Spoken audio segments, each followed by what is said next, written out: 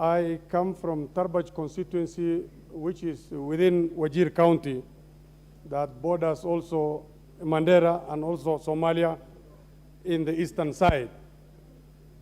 I also want to congratulate the Speaker and yourself for being elected in this House to preside over issues in the business of this House.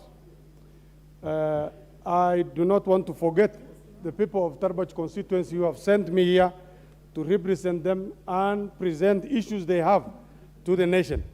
Thank you to the people of Tarbaj, and specifically those who have shown much support to me. I also do not want to forget those who are also for the other contestants. I represent them all now.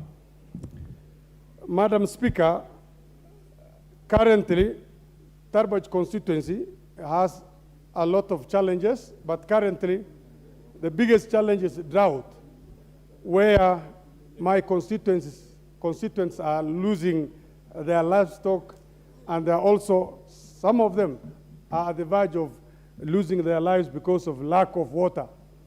Even the security men who are supposed to guard our borders and our constituents and our people cannot even do their work.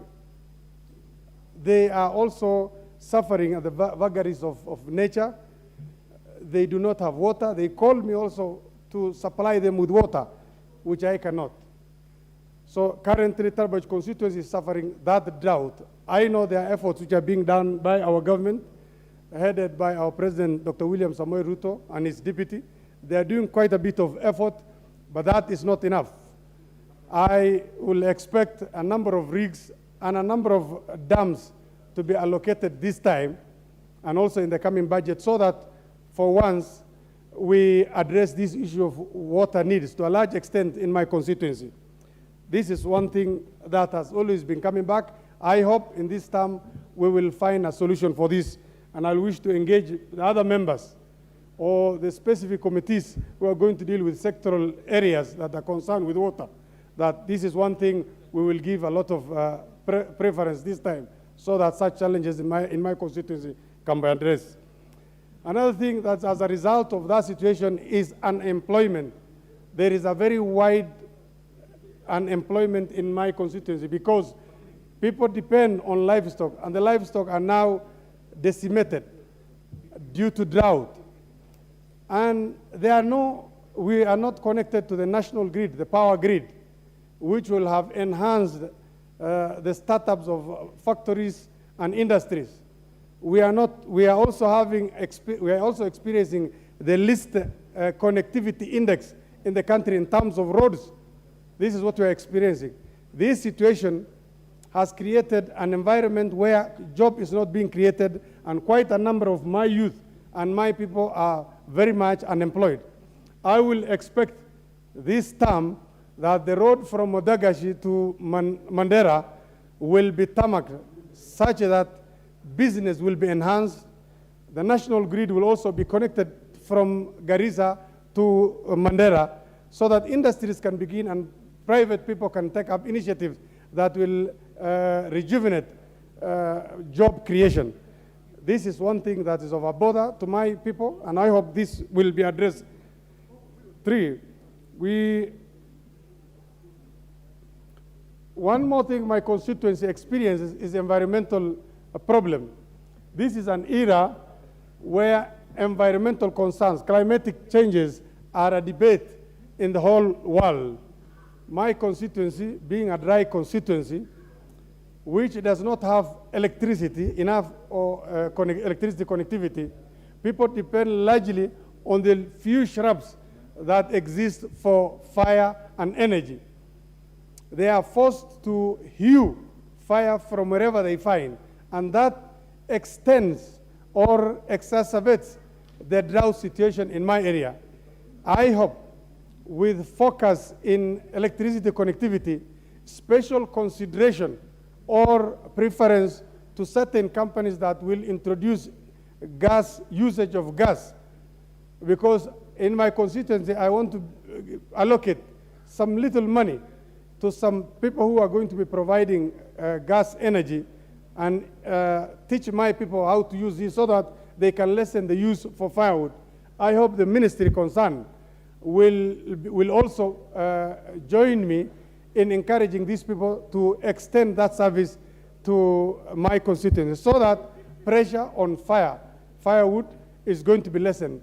I will also want the Ministry of Environment and other ministries who are also concerned, or especially energy, to help me recruit a number of young men as guards, environmental guards, so that they can be diverted from collecting firewood or cutting the few trees that we have, and they are meaningfully engaged on unemployment to guard those ones. These are some of the issues.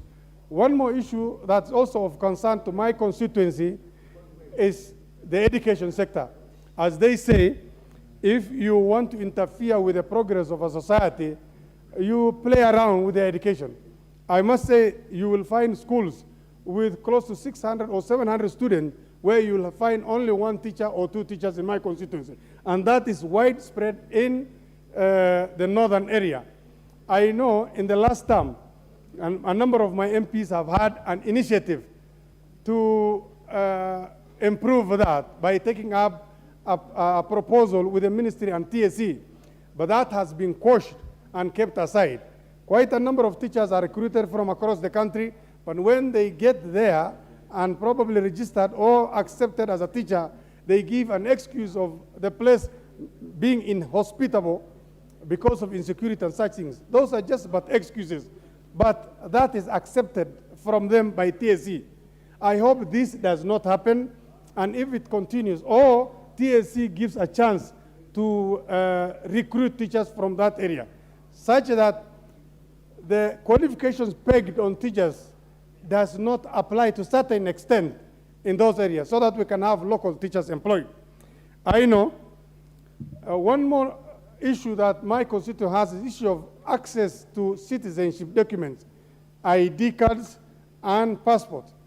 Recently, or a week ago, I was pursuing a case where a young man from constituency who is qualified in every way was following me for almost 2 weeks so that I can facilitate issuance of a passport to him. And when I took up, I was told it is the intelligence people who are verifying whether he's a Kenyan or not. I had to follow up. The intelligence people had no problem, and they have given him go ahead. But still, it took a long time for that information to come here, even with technology being advanced lately. I know with the IPRS, Integrated Population Registration System in place, and the Huduma number that we've registered for, this verification from the ground should not take place anymore. This information should be at the fingertips of the immigration people. The director should have that information. I consulted the director, and he said he's doing something with that. I hope that is going to work. I do not want any more of my constituencies running after me for basic rights like ID and such things. I hope another challenge that I have is security, because I am bordering Somalia. My constituency, the Tarbaj constituency, gets a lot of incursion from an illegal group that operates in Somalia. I will want some facilities like sub-counties, and so sub-counties established in a number of my wards in my constituency, so that I can get enough security personnel to beef up security in my area. I know I will have more time. That is what I wish to say now. Thank you so much.